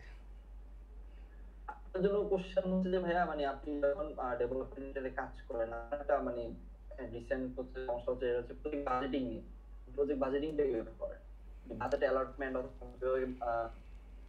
এটাকে এসডিও করেন যে আমার এত টাইম পারে, এত টাইমের উপর ডিপেন্ড করে আমার প্রজেক্ট বাজেটিংটা এমন হতে পারে। প্লাস হচ্ছে যে আপনি এখন একটা সার্টেন এক্সপার্টিস লেভেলে আছেন, তো আপনার প্রাইসিং আমার প্রাইসিং মিলবে না অবশ্যই, এক্সপেরিয়েন্সের জন্য আপনার প্রাইসিংটা একটু বেশি হয়। এই জিনিসগুলো সব মিলে ব্যালেন্স করেন। এটা তো ওইভাবে আসলে হয় না। যেমন রিসেন্টলি হচ্ছে একটা ক্লায়েন্টের একটা প্রজেক্টের বাজেট, আমি এক্সাক্ট বাজেট বলবো না, কারণ বাজেটগুলো কিন্তু ছোট হয় না, বেশ ভালো হয়। তো এটা হয়ে গেছে, এটা আল্লাহ রিজিক দিছে আলহামদুলিল্লাহ। ছোট বাজেটে কাজ করি না এমন না, অনেক ছোট বাজেটেও কাজ করা হয়। ছোট বাজেটের কাজগুলো যেটা হয় সেটা আসলে বড় বাজেটের কাজগুলো করতে যেয়ে ছোট বাজেটের কাজগুলো করি না, কিন্তু আমি কাজ বাদ দিই না, কোনো ক্লায়েন্ট যদি নক করে কাজ নিয়ে নিই। এই ছোট বাজেটের কাজগুলো হচ্ছে ওই যে বললাম, রিস্ক যাতে না থাকে এই জন্য যারা উঠতি আমার স্টুডেন্টরা আছে বা আমার নেটওয়ার্কে যারা আছে তাদের সাথে শেয়ার করি, ওরা করে। আর যেগুলো বড় বাজেটের কাজ, বাজেটের থেকে বেশি ইম্পর্টেন্ট হচ্ছে যেহেতু বাজেট বড়, তার মানে হচ্ছে চ্যালেঞ্জ বেশি এবং ওইখানে অনেক কমপ্লিকেশনস থাকে। এখন কাউকে দিয়ে করাবো, আমি বসে থাকলাম, সে করতেছে, আবার তাকে ফলো করে তার প্রবলেম সলভ করে দিচ্ছে, তাহলে আমার করাই বেটার। ওই কারণে ইয়ে হয় না, মানে নিজেই করি একটা স্যাটিসফ্যাকশনও কাজ করে, কারণ এটা স্কিল ডেভেলপ হয়, এই ব্যাকআপগুলো রাখি। আর এখন আমার আমার ক্ষেত্রে একটু সুবিধা হচ্ছে আমি পুরনো অনেকগুলো প্রজেক্ট করছি অলরেডি। তো এই কারণে এবং ভালো বাজেটে যেই সব কাজ করছি সেগুলো শো অফ করি, ক্লায়েন্টকে দেখাই যে এটা দেখো এই প্রজেক্টে এই বাজেটে কাজ করছি। তো এটা দেখাইলে যে খুব উপকার হয় তা না, বাট বাজেটে নেগোসিয়েশনে ক্লায়েন্ট কিন্তু খুব একটা বেশি 19-20 করতে পারে না, এটা একটা সুবিধা ওইটা দেওয়ার কারণে। বাট ক্লায়েন্টের যদি বাজেট কম থাকে সেখানে বিগ বাজেটের প্রজেক্ট দেখায় লাভ নেই, বা প্রজেক্ট দেখাইলাম কিন্তু আমি এত ডলারে কাজ করছি এটা বলেও খুব একটা লাভ হবে না, কারণ তার বাজেটই তো ওইরকম, সে বাড়াইতে তো পারবে না। ওই কারণে হচ্ছে তার কাছ থেকে সর্বোচ্চ বাজেটটা বের করা, মানে নাই তারপরে তো বাজেট নাই এমন না, ওইটা মনে রাখা যাবে না। আর আরেকটা জিনিস হচ্ছে শপিফাইতে কিন্তু সবসময় বাজেট ভালো রাখে, মানে বাজেট কম হলেও কিন্তু বেশ ভালো। আমি মাঝে মাঝে আমি একটা ক্লায়েন্টের কাজ করছিলাম, একটা ল্যান্ডিং পেজ বানাইছি, প্রচুর টাকা নিয়েছি। হ্যাঁ, এটা আওয়ারলি রেটে কাজ ছিল, তো করতে করতে করতে করতে 2 বছর আগের ঘটনা, দেখা যায় অনেক দিন কাজ করতে হয়েছে। তার কাছে বাজেট ব্যাপার না, তার হচ্ছে রিকোয়ারমেন্ট আমি ফলো করে তার মতো তার চিন্তাধারা অনুযায়ী করতেছি কিনা, এটা হচ্ছে মেন ফ্যাক্ট ছিল। এবং অনেক বেশি চেঞ্জেস দিত, দেখা যায় 7 দিন ধরে কাজ করতেছে, প্রতিদিন 5 ঘন্টা করে। তাহলে বুঝ কত ডলার কামাইতে পারতেছি। তো ওর কাছে বাজেট ম্যাটার না। তো ওই কারণে ওইটা ডিপেন্ড। এখন ওইটা যদি আমি আরেকজনকে বলি যে আমি দেখো একটা পেজ বানাইছি এত ডলারে, ওইটা বললে তো লাভ হবে না। এই জন্য আমি ল্যান্ডিং পেজ ডিজাইনের ক্ষেত্রে যদি পেজ ফ্লাই হয় বা জেম পেজের কাজ হয়, আমি minimum $100 minimum, section wise maximum $200-300 হতে পারে। তো অনেক ক্লায়েন্ট আছে বাজেট নিয়ে বলে, অনেক ক্লায়েন্ট আছে বলে না। এটা কিন্তু একটা ভালো দিক যে অনেক ক্লায়েন্ট বাজেট নিয়ে খুব নেগোসিয়েশন করে, কত নিবা না নিবা। হ্যাঁ, অনেক ক্লায়েন্ট আছে কোনো কথাই বলে না, আমি যা বলবো তাতেই রাজি। এই আমি যা বলবো তাতেই রাজি এটা তখন হয় যখন সে আমার প্রতি একটা ট্রাস্ট তৈরি, আমি যখন সক্ষম হই একটা ট্রাস্ট তৈরি করতে, তো তখন এটা সম্ভব হয়। এবং আমি একটা ক্লায়েন্ট পাইছি, আজকে আমি নক করছি অনেকদিন পর, 1 বছর আগে জব দিয়েছিল, এতদিন জব দেয়নি। ও তখনই আমাকে নক দেয় যখন ব্ল্যাক ফ্রাইডে আসে, ব্ল্যাক ফ্রাইডে, তারপর হচ্ছে হ্যাঁ, এই জন্য আমি এখন নক করা শুরু করছি ওকে। আমি অনেক ক্লায়েন্টকে খুঁজে খুঁজে বের করব যারা ব্ল্যাক ফ্রাইডেতে আমাকে জব দিয়েছিল, এবং এটা আমি করি, প্রতি বছরই করি। তো নক করি, দেখা যায় ফেরত আসে, দু একজন হাই হ্যালো তো অন্তত বলে, বোঝা যায়, এবং সে বলে যে আমি তোমাকে জব দেবো। যদি নক না করে তাহলে তো ওকে আর নক করে লাভ হয় না, হয়তো হতেই পারে যে তার বিজনেস করতেছে না।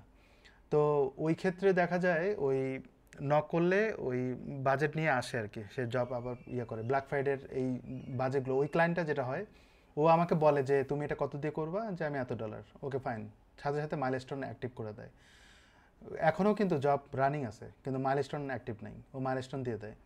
তো ওই ক্ষেত্রে সে কখনো ইয়ে নিয়ে কখনোই নেগোসিয়েশন করে না। আমি মুখে এখন পর্যন্ত প্রায় 6টা প্রজেক্ট করছি, যখন যেই বাজেট বলছি সেটাতে রাজি, কারণ ওই ট্রাস্টটা তৈরি হয়েছে। এখন ট্রাস্ট তৈরি করার জন্য নতুন যখন কোনো ক্লায়েন্টের সাথে কমিউনিকেশন হয়, তখন দেখা যায় পূর্ববর্তী প্রজেক্টগুলো করতে হয়। যদি তার রিলেটিভ প্রজেক্ট, সে যেটা চায় ওই রিলেটিভ প্রজেক্ট যদি না থাকে, তাহলে র্যান্ডম ওয়েবসাইটগুলো দেখানো। আর যদি রিলেটিভ প্রজেক্ট এক্স্যাক্টলি ওই প্রোডাক্টের উপরে কাজ করি, তাহলে কিন্তু বাজেটটা একটু বাড়ানো যায়, যে আমি দেখো এটার উপরেই কাজ করছি। তো ওই ক্ষেত্রে এটা আসলে বাজেট ডিপেন্ড করে ক্লায়েন্টের অ্যাপ্রোচের উপর। আমি সব ক্লায়েন্টের প্রজেক্টেই যে আমি $200 ধরলাম এক্সাম্পল হিসেবে, এমনটা না। কিছু ক্লায়েন্ট আছে তার রিকোয়ারমেন্ট দেখে বোঝা যায় সে আসলে কি চায়, কতগুলো সেকশন চায়।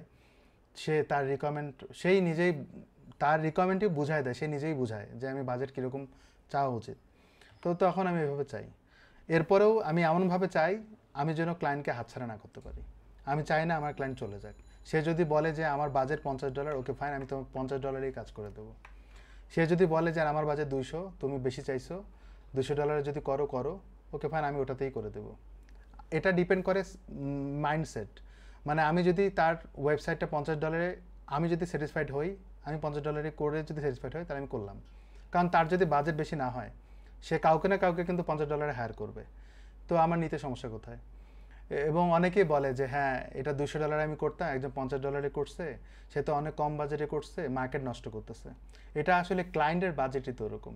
ক্লায়েন্ট দেখা হতেই পারে যে ওই রকম পেজ ডিজাইন করছে অন্য একটা ফ্রিল্যান্সারের কাছে $50 করছে, তার মানে আমার আগে আরেকজন মার্কেট নষ্ট করছে। তো এটা তো এইভাবে বলা যাবে না। এটা ডিপেন্ড করে হচ্ছে স্যাটিসফ্যাকশন, যে আপনি একটা পেজে ডিজাইন করতেছেন, আপনি যদি $50 ক্লায়েন্ট, তার বাজেটই লিমিট এরকম, সে এর বেশি গরিব ক্লায়েন্ট হতেই পারে, তো আপনি ওই বাজেটেই কাজ করতে হবে, বাড়াইতে পারবে না, কারণ ওই বাজেটে আরেকজন কাজ নিয়ে নেবে, আপনি ফেল করবেন। আপনি যদি ওই বাজেটে স্যাটিসফাইড করতে পারেন, আপনি যদি ভালো একটা ফিডব্যাক নিতে পারেন, হ্যাঁ, এই এই প্রোগ্রেসে দেখবেন আপনি ওইটার এগেনস্টে, মানে ওইটার কারণে আপনি আরও ভালো বাজেটে কাজ পাচ্ছেন। তো সবসময় রাঘব বল ধরলে তো হবে না, $5 কাজও করতে হবে। ওই কারণে আমার আসলে বাজেট কোনো ইয়া নাই। তবে আমার সবসময় টার্গেট থাকে আওয়ারলি রেটে কাজ করার। আমি যখনই কোনো জবে বিট করি আমি আওয়ারলি রেটে বিট করি, আর ফিক্স জবে দুই একটা জবে বিট করি, মানে একটু র্যান্ডম করি আর কি। আর ফিক্স জবে বিট করার জন্য আপওয়ার্কে তো প্রজেক্ট ক্যাটালগ আছে, সো ওই জন্য বিডে একটু ইন্টারেস্ট কম থাকে। আওয়ারলি রেটের জবগুলোতে বিডিং ইন্টারেস্ট বেশি থাকে। এই তো। আর আমি আসলে বিট করার জন্য এত বেশি রিকোয়ারমেন্ট দেখি না। আমার আসলে বিট করার কারণ হচ্ছে আমার প্রোফাইলটা যাতে র্যাঙ্ক থাকে, অ্যাক্টিভ থাকে, এই কারণে বিট করা। এই জন্য প্রতিদিনই বিট করি। আপনার ক্ষেত্রে যেটা হচ্ছে যে আপনি তো কাজ করতেছেন মোটামুটি আলহামদুলিল্লাহ 4 বছর হয়ে গেছে আমার as far as আমার মনে হচ্ছে। সেইটাই আপনি যখন বিট করতেছেন আপনার এই নিজের প্রতি ওই কনফিডেন্সটা আছে যে কোনো কাজ উঠে ফেলতে পারবেন, ওইটা আপনি হয়তো ওইটাও আপনার ব্যাক পয়েন্টে কাজ করে। এমনও এমনও তোর কিন্তু নেটওয়ার্ক একটু দুর্বল, আমার এখানে ঠিক আছে। আচ্ছা, এমনও হয়েছে, এমনও হয় যে ক্লায়েন্টের রিকোয়ারমেন্ট এক, কিন্তু কাজের সাথে অনেক দিন ধরে কথা হয়ে গেছে বা অনেকক্ষণ ধরে কথা হয়ে গেছে, কিন্তু কাজের প্রতি আমার একটা ইন্টারেস্ট তৈরি হয়ে গেছে, না এই কাজটা নিব, ক্লায়েন্ট দিতে চায়। তো বাজেট যদি দিতে চায় তা আমার নিতে সমস্যা কোথায়? বাট তাকে অনেক সময় দেখা যায় এমনও, এই যে ফুজিবারের কাজে তার যে এত রিকোয়ারমেন্ট, সে চাচ্ছে যে এরকম, মানে তার টিম আছে তো বিশাল বড়, ওরা কি করে ওয়েবসাইটটা কাজ করার পরে পরে আবার করতে হয়েছে, মানে 2বার করতে হয়েছে কাজটা, মানে একই কাজ যেই জায়গাটায় আমি আটকে গেছিলাম সেটার জন্য একটা $200 প্লাগইনও কিনতে হয়েছিল, কিন্তু প্লাগইনটা আমি কাজে লাগাইতে পারিনি। ক্লায়েন্টকে জানেনি এটা যে কাজে লাগানো যায়নি, ক্লায়েন্টের কাছ থেকে $200 নিতে হবে আবার। তো ওখানে ও একটা রিকমেন্ড দিছে, কাজটা ডান। এরপরে তার টিম মেম্বাররা বিভিন্ন রকমের ইনপুট দিছে, দেওয়ার কারণে রিকমেন্ড আবার চেঞ্জ হয়ে গেছে। এই চেঞ্জ হওয়ার পরে আমি প্রায় 5 দিন সময় নষ্ট করছি, কারণ ওর রিকোয়ারমেন্ট আমি হাঁপাই গেছি ওর কাজ করতে করতে, যদিও আওয়ারলি কাজ, বাট আমি হাঁপাই গেছি করতে করতে। তারপরেও শেষমেশ আমি বললাম যে দেখো এটা টাইম লাগতেছে, এটা স্ক্রোলে একটা আওয়াজ হবে, ওই যে একটা বার থাকে না চকলেট, মানে স্ক্রোল হওয়ার সময় যখন চকলেটটা আসবে, যখন চকলেটটা ডাউন হবে তখন যেন একটা ক্র্যাক করে শব্দ হয় যে চকলেট খাচ্ছে। তো এই জিনিসটা করাটা অনেক বেশি চ্যালেঞ্জিং হয়ে গেছে। আমি পারতেছি, হচ্ছে, কিন্তু ওই যে এফেক্টের ক্ষেত্রে মাঝে মাঝে আওয়াজ হয়, মাঝে মাঝে হয় না। তো তাকে আমি বুঝাইতে পারি না, কারণ আমি বুঝাইতে গেলে যদি বলি যে এটা হয় না, সে ভাববে যে আমি করতে পারি না। আমি কিন্তু এই জায়গাটা একটু কঠোর, কেউ যেন বলতে না পারে যে আমি পারি না, আমি করে দেখাবো। এই জন্য তাকে আমি বলে যে 2টা দিন টাইম দাও, একটা দিন টাইম দাও। সেই শেষে বলে যে এটা আসলে সমস্যাটা কোথায়। আমি তখন একটু লামসাম করি, আমি বলি যে তুমি একটু দেখো তো স্ক্রল করে হয় কিনা। ও বলে যে হচ্ছে না, কিন্তু আমার এখানে হচ্ছে, এটা আসলে ব্রাউজার রিলেটেড প্রবলেম হতে পারে। হ্যাঁ, এইভাবে অ্যাভয়েড করি। সে নিজে বলে যেটা যে না পারো অ্যাভয়েড করো। কিন্তু মানে বিষয়টা এরকম যে আপনার আসলে বাজেট হোক, রিকোয়ারমেন্ট হোক, আপনি যদি রিকোয়ারমেন্ট বোঝেন, আপনার বাজেট চাইতে না কনফিডেন্স, তো কনফিডেন্সটা প্রেজেন্ট করতে সমস্যা হবে না। যদি আপনি রিকোয়ারমেন্ট না বোঝেন, আপনি যদি রিকোয়ারমেন্টটা যদি মানে আন্দাজি বোঝার চেষ্টা করেন তাহলে সমস্যা। রিকোয়ারমেন্ট যদি একদম নিট অ্যান্ড ক্লিন থাকে তাহলে বাজেট বলতে একটা কনফিডেন্স লেভেলটা ভালো পান, এবং এই ভালো পাওয়াতে কিন্তু আপনার বাজেটটা এক্স্যাক্টলি কত বলা উচিত সেটা আপনার কাছে আন্দাজ হয়ে যাবে, বলতেও সমস্যা হবে না, কনফিডেন্স থাকবেন। আর যখন আপনি ভালো বাজেট বলবেন, কনফিডেন্সলি বলবেন, তখন কিন্তু ক্লায়েন্ট ফিল করবে যে আপনি বাজেটটা একদম পারফেক্ট বলছেন। আমি আর একটা ক্লায়েন্টের কথা বলি, এটা দুবাইয়ের একটা ক্লায়েন্ট। ও আমাকে আন্ডার কনস্ট্রাকশনে একটা পেজ বানাইতে বলছিল, সেটা হচ্ছে ওয়ার্ডপ্রেসে। এবং এরপরে তার কয়েকদিন পরে সে বলছে যে এই ওয়ার্ডপ্রেসের আন্ডার কনস্ট্রাকশন একটা পেজ বানাতে বলছে, এটার পরে সে একটা ওয়েবসাইট বানাতে বলবে ই কমার্সে। তো আন্ডার কনস্ট্রাকশনের এই ওয়েবসাইটটা রনি রেইনার নাম, রনি রেইনার ওয়েবসাইটের নাম, তো আমার নামের নাম। তো এই ওয়েবসাইটটা বানানোর জন্য আন্ডার কনস্ট্রাকশনের যে পেজটা বানানো হয়েছে, সে বলতেছে যে তুমি এটা বাজেট কত নেবা। আমি যে একটা পেজ আন্ডার কনস্ট্রাকশন, শুধু একটা ব্যাকগ্রাউন্ডে ভিডিও প্লে হবে, লুপ হবে, মিউটেড থাকবে, এটাই, আর কিচ্ছু নাই। আমি বলছিলাম যে $150। $150 বরাবর আমি ভাবছিলাম যে অনেক বেশি বলছিলাম, কারণ এটার জন্য তো $150 হওয়া উচিত না, মাত্র $50 হলেই হয়। সে বলে যে ঠিক আছে করো। কয়দিনে করবা? বলে যে 2 দিন লাগবে। আমি 2 দিনে করে দিছি। ও কিচ্ছু বলে নেই, 2 দিন পরে বলতেছে যে তুমি কি জানো এই পেজটা বানানোর জন্য 2 সপ্তাহ নিয়েছিল একটা এজেন্সি। 2 সপ্তাহ নেওয়ার কারণ হচ্ছে বাজেটটা অনগোয়িং থাকবে, অনেক দিন ধরে বাজেটটা টানবে সে এই একটা পেজের জন্য। তো এই জন্য আমি 2 দিনে করে দিয়েছি, সে খুব খুশি। খুশি হওয়ার কারণে যেটা হয়েছে, সে তো আমি তো জানি সে আমাকে ই কমার্স সাইট দেবে, কারণ under construction e commerce site বানাচ্ছে মানে কি নিশ্চয়ই ব্যাক এন্ডে ই কমার্স সাইট হবে। ব্যাকএন্ড সে আমাকে বলতেছে যে এই যে দেখেন আমি কিন্তু এখানে কিন্তু ওকে গ্রাফ করে নিয়েছি এর মধ্যে। তো সে আমাকে বলতেছে যে তাহলে ই কমার্স সাইট বানাইতে হবে। আমি কিন্তু একেবারে ইন্টারেস্টেড না ওয়ার্ডপ্রেসে ওয়েবসাইট বানানোর। আরও মহিলা ক্লায়েন্ট ছিল, আমি জানি ও খুঁতখুঁতে টাইপের এবং প্রবলেম হবে আমার জন্য। আমি তখন বলা শুরু করলাম যে তাহলে শপিফাইতে আসো, এটা বেস্ট হবে তোমার জন্য। এখন বলে যে শপিফাই কেন, ব্যাখ্যা করো। তখন আমাকে একটা ভিডিও বানিয়ে দিতে হয়েছিল, এবং ভিডিও বানিয়ে দিতে হয়েছে ওয়ার্ডপ্রেসে কী সমস্যা, শপিফাইতে কী সমস্যা, চ্যালেঞ্জেসগুলো কী, এবং তুমি কিভাবে কি করবে। আমি একটা স্টোর বানাই, ড্যাশবোর্ড দেখায় সব কিছু বুঝাই দিছি। ও বলে যে ঠিক আছে, তাহলে তুমি বাজেট কত নেবা। দেখেন একটা ই কমার্স সাইট বানানোর জন্য, ই কমার্স সাইট কিন্তু বানানো মানে কিন্তু কাস্টমাইজেশন। যদি ডেভেলপমেন্ট হয়, ওয়ার্ডপ্রেস ই কমার্স সাইট যদি ডেভেলপমেন্ট হয়, তাহলে পিএইচপিতে যে আপনি একটা ওয়ার্ডপ্রেস ই কমার্স সাইট বানাবেন, আমি জানি কতটা চ্যালেঞ্জ ফেস করতে হয়। ই কমার্স প্লাগইন ট্র্যাক করা, ওর কোড বোঝা এবং এটাকে কোয়েরি করা, ই কমার্সের যে পেজগুলো, প্রোডাক্ট পেজগুলো, এগুলো কিন্তু বানানো অনেক বেশি চ্যালেঞ্জিং। খুব গুটি কয়েক মানুষ কিন্তু ই কমার্স সাইট পিএইচপিতে ডেভেলপমেন্টের কাজ করে। বেশিরভাগ মানুষ কি করে, প্লাগইন ইউজ করে, অ্যাড অন ইউজ করে ই কমার্স সাইটের জন্য ওয়ার্ডপ্রেসে। বাট আমি কিন্তু শপিফাইতে যত রকমের কাজ আছে, যত রকমের কোয়েরি আছে, আমার জন্য এটা প্যারাদায়ক মনে হয় না, এবং আমি ওভারকাম করে ফেলতে পারি ক্লায়েন্টের রিকোয়ারমেন্টগুলো। তো ওই কারণে আমি তাকে কনভিন্স করার চেষ্টা করছি তুমি শপিফাইতে আসো, কারণ ও যতই রিকোয়ারমেন্ট দিক না কেন ওভারকাম করা যাবে, কোয়েরি করে করে করা যাবে, ওই অপশনগুলো আছে ওর মধ্যে। ওগুলো আমার আমার অলরেডি আয়ত্তের মধ্যে আসছে। তো সে বলে যে বাজেট কত। সে তো ওই সময় বলছিল যে আন্ডার কনস্ট্রাকশনে সে 2 সপ্তাহ লাগানোর কথা ছিল, বাজেটটা বলে নাই। বাজেটটা বেশি হবে এটা তো স্বাভাবিক, কারণ 2 সপ্তাহ ধরে টানবে। হ্যাঁ, তো সে সে ওই ট্রাস্টটা আমি তৈরি করছি। এবং আমি বলছিলাম যে এই ই কমার্স সাইট বানানোর জন্য সে কিন্তু একটা ইউআই ডিজাইন দিয়েছিল। ইউআই ডিজাইন খুবই সিম্পল ছিল। মানে জাস্ট ভিডিও আর প্রোডাক্ট সেকশন, বড় বড় সেকশন ফুল উইথ, ভিতরে কোনো কলাম নাই। এটা কোনো কলামের কোনো ডিজাইন না, একদম সিঙ্গেল কলামের ডিজাইন। জাস্ট ব্যানার থাকবে, একটা বাটন থাকবে আর টাইটেল থাকবে, এইটুকু। এবং এইটা হচ্ছে ফ্রন্ট পেজ। আর প্রোডাক্ট পেজ তো থাকলো, প্রোডাক্ট পেজে একটা ভিডিও থাকবে, মানে খুবই মিনিমাল ডিজাইন। তার ইউআই ডিজাইনেরও ওরকম। তো ওই ডিজাইনটা করতে যেয়ে আমি তাকে বাজেট বলছি $1,500। $1,500 টাইম নিছি 1 মাস, একটু বাড়ায় নিছি, কারণ $1,500 নিব।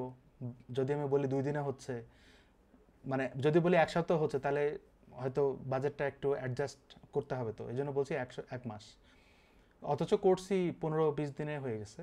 তারও আবার সে আবার টানছে, সে কিন্তু আরও 1 মাস টানছে, কারণ তার আবার ইউআই ডিজাইনার ছুটিতে ছিল। ও যখন ব্যাক করছে ও আরও অনেক কোয়েরি দিছিল। তারপর ফন্টের একটা ঝামেলা ছিল, যে ফন্টগুলো দিচ্ছিল সেটা আসলে পেইড, আমি আবার ফ্রি ডাউনলোড করে ইউজ করছিলাম, তখন ফন্টটা ভালোভাবে কাজ করতেছিল না, এরকম অনেক রকম চ্যালেঞ্জ ছিল। এই যে $1,500 বলছিলাম, সে কিন্তু সাথে সাথে রাজি, ওকে ফাইন, সাথে সাথে অর্ডারটা দিয়ে দিছে।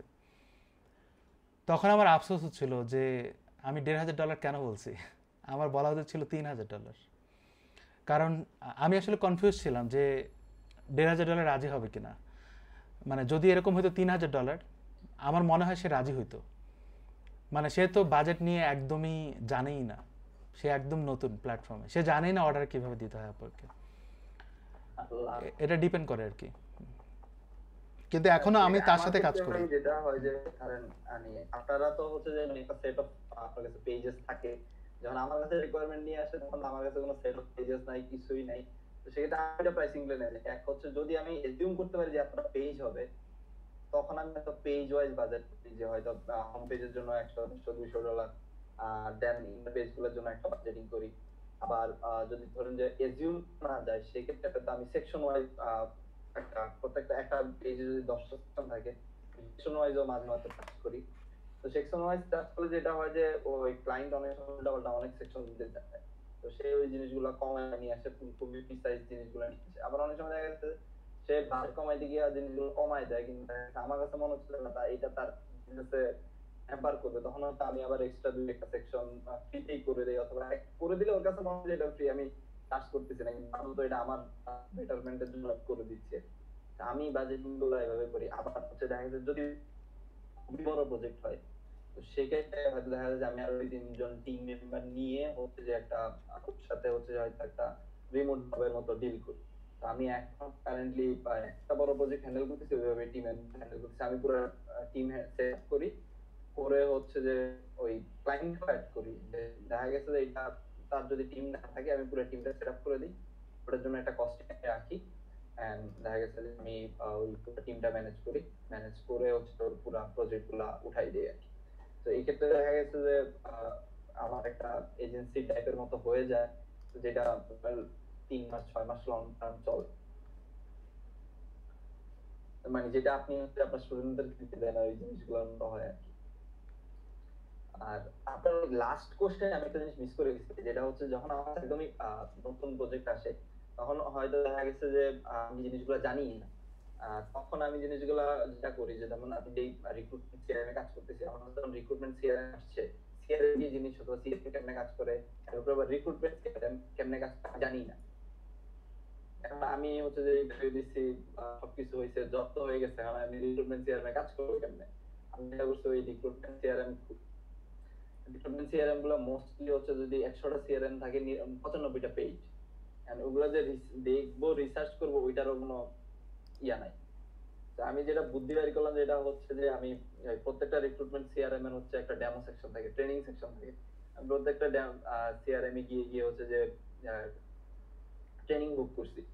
ট্রেনিং বুক গুলো যেটা হয় যে ওরা নিজ খরচে আপনারে নিয়ে হচ্ছে যে পুরো সিআরএম এ কি আছে, কেমনে কি কাজ করতেছে, সবকিছু বোঝায় দেয়।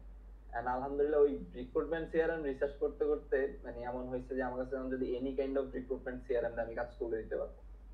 তো এই জিনিসটাও মানে যারা নতুন শুরু করতেছেন অথবা কোনো প্রজেক্ট আসতে যদি মনে করেন যে না আপনি আউট অফ নোওয়্যার পড়ে গেছেন, সেম সেস এর মানে যদি সেস এর কাজ করেন, যে সেক্ষেত্রে দেখা গেছে প্রত্যেকটা সেসের একটা ট্রেনিং সেকশন থাকে, ব্লগ সেকশন থাকে, ওই জিনিসগুলো আপনারা ইউটিলাইজ করতে পারেন। তো ওই জিনিসগুলো ওরা ওদের কাস্টমার গ্যাবের জন্য দিছে, আপনি এজ এ ডিজাইনার আপনার কাজের জন্য ইউজ করতে পারেন। ওইটা খুবই হেল্পফুল হয় আর কি। আমার ক্ষেত্রে দেখা গেছে আমার ক্যারিয়ার একটা ভালো শিফট হয়েছে আর কি। এন্ড আফটার দ্যাট আমি মোটামুটি এখনো আর আরেকটা যেটা হয়েছে যে আমার কাছে এখন শুধু রিক্রুটমেন্ট সিআরএম এরই কাজ আসতেছে। আমি মোটামুটি কাজ যা করতেছি সব সিআরএম রিক্রুটমেন্ট সিআরএম রিলেটেড কাজ চলতেছে।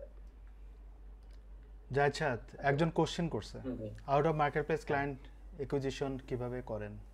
এইটা ভাই আমার ক্ষেত্রে আমি যদি বলি it's all about my network. আমি যে গিয়ে গিয়ে আমি বিট করি না, মার্কেটিং মার্কেটিং তো আমার নাই। আমি যা কাজ করি হয়তো টুকটাক শেয়ার করি। আমার ক্ষেত্রে অল অ্যাবাউট নেটওয়ার্ক। আমি যেটা করি যে আমার স্কিল না, আমার স্কিলের বাইরের মানুষের সাথে নেটওয়ার্কিং করি। যেমন আমি রনি ভাইয়ের কাছে যদি একটা ওয়েবের কাজ আসে, আর ওই লোক যদি ওই ক্লায়েন্ট যদি ডিজাইন চায়, সেক্ষেত্রে দেখা গেছে যে আমি যদি রনি ভাইয়ের সাথে আমার রিলেশনটা ভালো রাখি, অথবা রনি ভাইয়ের আমার উপর একটা কনফিডেন্স গ্রো করাইতে পারি যে না আমি ওনার আমি ডিজাইনে ভালো, উনি কিন্তু আমারে নক দিবে। তো হুম। ওই ক্ষেত্রে যেটা হয় যে আমার ক্ষেত্রে যেটা হয় যে অল অ্যাবাউট নেটওয়ার্কিং। আমি চেষ্টা করি যে আমার আমি যে স্কিলে নাই, ওই স্কিল ওই স্কিলের মানুষগুলোর সাথে নেটওয়ার্ক করতে অথবা কানেকশন করতে। তো সেক্ষেত্রে দেখা যায় যে তাদের কাছে যখন কাজ আসে, তখন আমি আমি প্রেফারেন্স পাই। আবার আমার এন্ডে যখন কাজ আসে, তারা ভাইস ভার্সা হিসেবে তারা প্রেফারেন্স পায়। যেমন আমার এন্ডে যখন আমি যখন রিক্রুটমেন্ট সিআরএম এ কাজ করতেছি, আহ, ওই পুরা ইঞ্জিনিয়ারিং টিমটা ছিল হচ্ছে ফিলিপাইনে। ফিলিপাইনে যেটা হয়েছে যে ওরা হচ্ছে রুবিতে কাজ করে, রুবিতে কাজ করে ওই জিনিসটা স্কেল করা পসিবল হচ্ছে না, অথবা যে রুবি ডেভেলপার আছে সে খুবই ফাঁকি দিতেছে। এখন যখন ক্লায়েন্ট আমারে বললো, তখন আমি পুরো ওই ইঞ্জিনিয়ারিং টিমটা বাংলাদেশে ওদের সেট আপ করে দিছি। ওই পুরো টিমটা বাংলাদেশ থেকে চলতেছে এখন। এন্ড ওই যেটা হয়েছে যে ওদের কাছে থেকে হয়তো একটা টাইমে আমি কাজ পাইতাম, এখন ওরা আমার থ্রুতে কাজ পাচ্ছে। তো পুরো টিমটা আমি সেট আপ করে দিছি, এখন আলহামদুলিল্লাহ আমাদের ভালো কাজ চলতেছে। তো আর রনি ভাইয়ের ক্ষেত্রে এটা হয়তো অন্যভাবে কাজ করে, আমার ক্ষেত্রে আমি নেটওয়ার্কিং করি আর কি বেশি। আমি তো লোকাল লোকাল মার্কেটে আমার ইনভলভমেন্ট নাই। আমি জাস্ট মার্কেটপ্লেস ওরিয়েন্টেড চিন্তা করি। আর আপনাকে নেটওয়ার্ক তৈরি করতে হবে। মানে আপনি তো যে যে করতে পারবেন না, আপনার লিঙ্কডইন এক নেটওয়ার্ক তৈরি করতে হবে। আমরা যারা আহ, মানে লিঙ্কডইনে আসি, আমি দেখি যে লিঙ্কডইনে দেখা যায় আমাদের বাংলাদেশি মানুষের নেটওয়ার্কই বেশি। মানে অ্যাকচুয়ালি বাইরের কান্ট্রির সাথে নেটওয়ার্কিংটা বেশি জরুরি। আপনি যদি, হ্যাঁ দরকার নাই যে তা না, বাংলাদেশি মানুষের সাথে নেটওয়ার্ক দরকার, এবং অবশ্যই যারা আপনার সাথে রিলেটিভ, যেমন আমি ওয়েবে কাজ করি, আমি যেন ওই ওয়েব রিলেটিভ বা গ্রাফিক ডিজাইন বা ওয়েব ডিজাইন এইরকম নেটওয়ার্ক তৈরি করাটা বেটার। মানে লামসাম এবং দেখা যায় লিঙ্কডইনে, ফেসবুকে যে একটা গান নাচের ভিডিও দিচ্ছে সেও কিন্তু লিঙ্কডইনে আবার পোস্ট দেয়, খুব বাজে একটা অবস্থা। ওই মানুষগুলোকে কিন্তু আমি নেটওয়ার্কে রাখার চেষ্টা করি না। আর ব্র্যান্ডিং খুব ইম্পর্ট্যান্ট।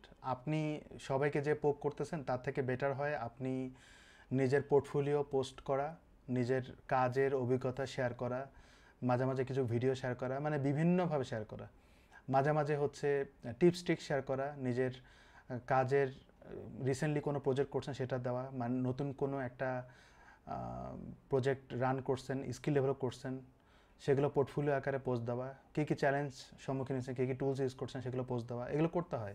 এগুলো করলে মানুষ সম্পর্কে আপনার দেখবেন একটা সময় ঠিকই আপনাকে নক করবে। যার দরকার সে কিন্তু নক করবে ঠিকই। আর যার আপনার নেটওয়ার্কে নাই বা এই নেটওয়ার্কে কাজ করে না, তারা কিন্তু আপনাকে ফলো করবে না। সো বরং বিরক্ত বোধ করবে। যারা জানে যে আপনার কাছ থেকে কিছু শেখার আছে তারা ঠিকই নক করবে। আমার ফেসবুকে প্রচুর মানুষ, তো সবাই তো আমার কাজগুলোতে ইন্টারেস্ট ফিল করবে না, কিন্তু যারা করে তারা ঠিকই আমাকে পোক করেন কিন্তু প্রচুর। দেখা যায় অনেকেই বলে যে আপনাকে 1 বছর ধরে ফলো করি, আমি চাচ্ছি যে আপনি যেই লাইনে কাজ করতেন সেটা শিখতে। তো 1 বছর সে ফলো করতেছে।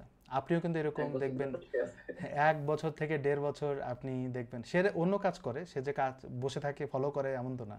সে হয়তো ডিজাইনে কাজ করে, সে হয়তো এসইও নিয়ে কাজ করে, সে হয়তো ওয়ার্ডপ্রেসে কাজ করে। এখন তার ইন্টারেস্ট হয়েছে আমাকে ফলো করার কারণে, সে বুঝতে পারতেছে যে না এটার ভালো কিছু আছে, এই যে আমি ভালো কিছু তৈরি করার চেষ্টা করছি বিধায় সে বুঝতেছে যে না ভালো কিছু আছে এর মধ্যে। তো আপনাকে এইভাবে আনতে হবে। আর লোকালি কোনো জব করার প্রতি ইন্টারেস্ট আমার একদমই নাই। হ্যাঁ, লোকালি কোনো মানুষ যদি সে ফরেন কোনো ক্লায়েন্টের জব নিয়ে আসে সেটাতে ইন্টারেস্ট থাকে, বাট লোকাল কোনো কোম্পানি বা কোনো অফিসের কাজ করা এটা দুরূহ একটা কাজ। মানে আপনার এটা আসলে অভিজ্ঞতা থেকে বলা, এমন না যে খারাপ। করা যায় না যে তা না, ওইরকম আপনার যদি কমিটমেন্ট ঠিক থাকে, আপনি যদি অর্ডার ম্যানেজমেন্ট করেন, মানে একটা অফিসিয়াল যদি সিস্টেম মেনটেন করেন তাহলে করা যায়। আমি অনেক ধরা খাইছি তো এই জন্য বলতেছি। আচ্ছা, রনি ভাইয়ের হচ্ছে যেটা বলছেন যে থেকে কানেকশন, এই ক্ষেত্রে আমি হচ্ছে রিসেন্ট না 2 মাস ধরে একটা জিনিস করতেছি, এটা হয়তো অনেকের কাজে লাগতে পারে, যেটা হচ্ছে যে আপনি ভালো কোনো একটা কোম্পানি ধরেন, কোম্পানি ধরলে কোম্পানি যখন ওই যে কোনো একটা কোম্পানি ধরেন, আমি কিছুদিন আগে একটা রিকোয়ারমেন্ট দিয়েছিলাম, রিকোয়ারমেন্ট অনুযায়ী আমি সার্চ করছি হচ্ছে ওয়ার্ডপ্রেস সার্চ করছি, তারপর হচ্ছে আরেকটা কোম্পানিটার নাম ভুলে গেছি, অস্ট্রেলিয়ান একটা কোম্পানি। তো আমি যেটা করছি যে ওই কোম্পানিতে কোম্পানির লিঙ্কডইন পেজ যখন পাইছি, লিঙ্কডইন গিয়ে যেটা করছি, sorry employment hip, employment hip বলছিলাম যে আমার কাছে সব রিক্রুটমেন্ট রিলেটেড কাজ আছে, তো রিকোয়ারমেন্টটাও ছিল। সো আমি যখন এমপ্লয়মেন্ট হিসেবে গেলাম, আমি দেখলাম যে আমি রিসার্চ করার জন্য রিক্রুটমেন্ট হিসেবে গেছি, গিয়ে হচ্ছে যে পিপলসে গেলাম, পিপলসে গিয়ে দেখলাম যে তাদের মোস্ট প্রবলি টিমটা পুরো টিমটাই হচ্ছে যে রিমোট অথবা কিছু পোস্ট রিমোট। আমি যখন পিপলে গেলাম তখন আমি কিন্তু সেগমেন্ট করতে পারতেছি কারা ইঞ্জিনিয়ারিং এ কাজ করতেছে, কারা কাস্টমার সাকসেশনে কাজ করতেছে, কারা মার্কেটিং এ কাজ করতেছে, কারা প্রোডাক্ট ডিজাইনে কাজ করতেছে, কারা প্রজেক্ট ম্যানেজমেন্ট কাজ করতেছে। আপনি ওই সেগমেন্ট করে করে ওই মানুষগুলো ফলো করতে পারেন। এন্ড তারা কিন্তু হচ্ছে যে এক জায়গা থেকে না, ডিফারেন্ট রিজিয়ন থেকে, ডিফারেন্ট ডিফারেন্ট টাইম জোন থেকে, ডিফারেন্ট স্কিল থেকে। তো যখন আপনি আপনার দেশের বাইরে এই জিনিসগুলো করতেছেন, আহ, তখন কিন্তু আপনার নলেজ গ্যাদার করার চান্সটা অনেক বাড়তেছে, কারণ ওই মানুষগুলা খুবই কোয়ালিফাইড মানুষ হয় মোস্টলি। কিছু হয়তো দেখা গেছে তারা আপনার লেভেলে আছে, কিন্তু মোস্টলি কোয়ালিফাইড লেভেলে। সো আপনি যখন একটা কোম্পানি ধরে ধরে লিঙ্কডইনে গিয়ে তাদের পিপলদের ফলো করা শুরু করবেন, তখন দেখবেন যে আপনার লিঙ্কডইনের ফিডটা অনেক এনরিচ। রিসেন্টলি হচ্ছে যে আমি ফেসবুক ইউজ করছি, বলা যায় যে আমি ফেসবুকে এখন হয়তো 10 ঘন্টা, ধরেন একটা স্ট্যাটিস্টিক্স 10 ঘন্টা থাকতাম, 2 ঘন্টা থাকি, 8 ঘন্টা আমি লিঙ্কডইনে থাকি, কারণ আমার লিঙ্কডইন ফিডটা এখন অনেক রিচ। আমি প্রত্যেকটা স্ক্রোলে কিছু শিখতেছি। কারণ এটাতে যেটা হয়েছে, আমি যখন কিছু শিখতেছি তখন হয়তো ওই জিনিসটা আরেকটু মডিফাই করে আরেকটা নতুন জিনিস শিখে হচ্ছে যে আমি আবার লিঙ্কডইনে শেয়ার করার জন্য আমি আরেকটা নতুন জিনিস শিখতেছি। কিছুদিন আমি একটা শোয়েবের আগে একটা আর্টিকেল পড়ছিলাম, কনভার্সন রেট অপটিমাইজেশন। তো কনভার্সন অপটিমাইজেশন করতে গিয়ে আমার হচ্ছে যে ওইখানে একটা টপিক ছিল হচ্ছে যে কিভাবে একটা মানুষের ডিসিশন নিতে অথবা কনভার্সন রেট অপটিমাইজ করতে মানুষের সাবকনসিয়াস মাইন্ডটা কিভাবে হেল্প করে। তো তখন ওই ইন্টারেস্ট থেকে আমি কিন্তু গিয়ে হচ্ছে যে আবার সার্চ করে সাবকনসিয়াস মাইন্ড কিভাবে কাজ করে ওই জিনিসগুলো নিয়ে পড়া শুরু করছি। তো আপনি যখন এই জিনিসগুলো এই ট্রিকটা করবেন হয়তো আপনার ক্ষেত্রে কাজে লাগবে, আমার ক্ষেত্রে কাজ হচ্ছে, আপনি হয়তো এটা ট্রাই করে দেখতে পারেন। তো আমার এই টিপসটা আপনারা কাজে লাগাইতে পারেন নেটওয়ার্কিং এর ক্ষেত্রে। আর যখনই আপনি নেটওয়ার্কিং নোট পাঠাবেন, একটা শর্ট একটা নোট অ্যাড করে দেন, ফাও অথবা শুধু একটা কানেকশন পাইছেন কানেকশন পাঠিয়ে দিলেন, এমন করে না, একটা মিনিংফুল মেসেজ পাঠাবেন যে ওই লোকটা যে আপনার সাথে কানেক্ট হবে, ওই লোকটা আপনার লাইফে কি ভ্যালু অ্যাড করতেছে, আপনি তার কাছ থেকে কি শিখতে চাচ্ছেন, এই জিনিসটা যখন আপনি ওই কানেকশন রিকোয়েস্টে পাঠাচ্ছেন, তখন হচ্ছে যে আপনার ওই মানুষটার সাথে কানেক্টেড হওয়ার চান্স বেশি থাকে। তো আপনারা এই ছোট ছোট জিনিসগুলো ইউজ করতে পারেন। এটা খুব দরকার, কারণ সে অনেকে কিন্তু আমরা রিকোয়েস্ট পাঠাই রিসিভ করে না এবং তার জন্য বিরক্তিকর। তো মেসেজ দিলে তখন আমি বুঝতে পারবো যে হ্যাঁ সে আসলে তার এক্সপার্টাইজ কী এবং আমার ক্যারিয়ারে কোনো আমার প্রয়োজন আসবে কি না ফিউচারে। এটাতে দেখা যায় ও আপনাকে কিন্তু রিমাইন্ড করবে কোনো এক সময়, বা আপনি তাকে রিমাইন্ড করতে পারবেন যে কি খবর তোমার, এবং সে কিন্তু এটা মানে নিবে, উইলিংলি নিবে আপনাকে রিপ্লাই দেওয়ার জন্য। আচ্ছা আপনি আমি যখন, হ্যাঁ ভাই বল। তোর ওখানে নেট অনেক বাফার করতেছে। আমার এখানে মনে হয় আজকে একটু ব্যবহার করতেছে। আর একটা জিনিস হচ্ছে ক্লায়েন্ট মাঝে মাঝে আমিও নক পাই, এবং যারা ফ্রিল্যান্সিং করে ই কমার্স সাইটে, আমরা যখন ল্যান্ডিং পেজ কাজ করি আমাদেরকেও বলা হয় highly conversion rate optimization website বানাইতে হবে, বা একটা ল্যান্ডিং পেজ বানিয়ে দিতে হবে কনভার্সন রেট অপটিমাইজ জন্য হয়। মানে তার ভিজিটর যখন তার ওয়েবসাইটে আসবে এবং ওই ল্যান্ডিং পেজে যখন ভিজিট করে যাবে, কনভার্সন রেটটা যেন ভালো থাকে। সেজন্য প্রোডাক্টটা পারচেস করার জন্য একটা পার্সেন্টেজ যদি দেখি, সে হয়তো গুগল পিক্সেল ইউজ করতেছে, ফেসবুক পিক্সেল ইউজ করতেছে, বা গুগল অ্যানালিটিক্স ইউজ করে দেখতেছে যে কতজন ভিজিটর আসছে, কতবার ক্লিক করছে, বাটনে কয়বার ক্লিক করছে, এবং সে কনভার্ট হচ্ছে কিনা, এগুলো দেখে। এবং এটা কিন্তু খুব সাইকোলজিক্যাল ব্যাপার। তো ইউজার বিহেভিয়ার ট্র্যাক করা এবং তাকে সেল করানো, ওইটার জন্য যে ডিজাইন দরকার, ল্যান্ডিং পেজ ডিজাইনে সেকশন কীভাবে ডিজাইন করব, কোন জায়গায় কালার, কোন জায়গায় ফন্ট সাইজ, এবং কোন জায়গায় হচ্ছে টেস্টিমোনিয়ালটা দিতে হবে, কোন জায়গায় হচ্ছে কি বলে এটা ডিসকাউন্ট অফারটার, এগুলো দিতে হবে। এগুলো কিন্তু যারা ইউআই ডিজাইনার তারা ভালো বুঝবে, কিন্তু আমাদের যখন এগুলো বলে তখন আমরা হচ্ছে আন্দা পাতালে বলি যে হ্যাঁ ঠিক আছে করে দিব, পূর্বের কোনো ডিজাইন এইটা দেখি। না ভাইয়া, হচ্ছে যেটা হচ্ছে দেখা যাচ্ছে আমাদের ক্ষেত্রেও হচ্ছে আমরা যখন ডিজাইন করি তখন আদৌ জানি না যে টার্গেট কাস্টমার নিয়ে যদি রিসার্চ করা হয় তখন হয়তো একটা অ্যাজাম্পশন করা যায়। সেক্ষেত্রে হয়তো আমরা যেটা করি যে ম্যাক্সিমাম টাইম হচ্ছে এবি টেস্ট করি। আমরা হয়তো 2-3টা ডিজাইন রেডি করি, ওখান থেকে যেটা ভালো পারফর্ম করে, আপনাদের ক্ষেত্রেও হয় দেখবেন যে ভাই আপনার কাছে একই প্রোডাক্টে 3-4টা ল্যান্ডিং পেজ বানায় নেয়। তো করে এটাতে যেটা করে যে ওরা ওই 3টা 4টা ল্যান্ডিং পেজ কিন্তু একটার পর একটা ইউজ করে, তো যেটা থেকে ভালো কনভার্সন আসে ওইটা লং রানে রান করে। তো আমার একটা এইটা ক্লায়েন্ট করে, এবি সে টেস্ট। একটা পেজ বানালে সে 3বার ডুপ্লিকেট করে, নিজে থেকে হ্যাঁ, ডুপ্লিকেট করে করে বলে যে এগুলো টেস্টিং করব, তখন যে কোনো একটা সে রান করে। হ্যাঁ, তো ওই এবি টেস্টিং করে হচ্ছে হয়তো আমরা এই জিনিসগুলো মানে একটা সার্টেন রেজাল্ট আসতেছে কিনা ওটা বোঝা যায় আর কি। আচ্ছা আমরা শেষ করি, কারণ 1 ঘন্টা হয়ে গেছে। হ্যাঁ, ঠিক আছে। ওকে, যা ইচ্ছা, থ্যাংক ইউ সো মাচ। হয়তো আমরা হয়তো আবার নতুন কোনো কিছু একটা টপিক, আমি একটা হ্যাঁ, নতুন টপিক শিখতেছি, যেটা হচ্ছে স্টোরি টেলিং থ্রু ডিজাইন। এইটা শেষ করলে আমি আবার শেয়ার করবো ইনশাআল্লাহ। ওকে ইনশাল্লাহ। ওকে, সবাই ভালো থাকবেন, আল্লাহ হাফেজ।